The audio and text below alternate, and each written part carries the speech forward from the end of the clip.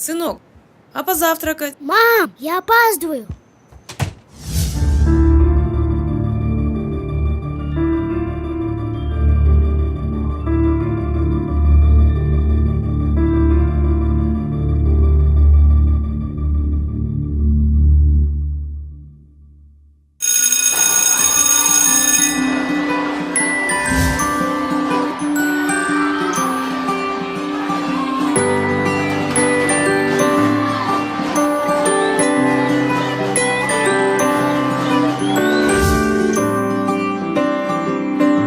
Хочу, чтобы мои дети питались хорошо не только дома, но и в школе.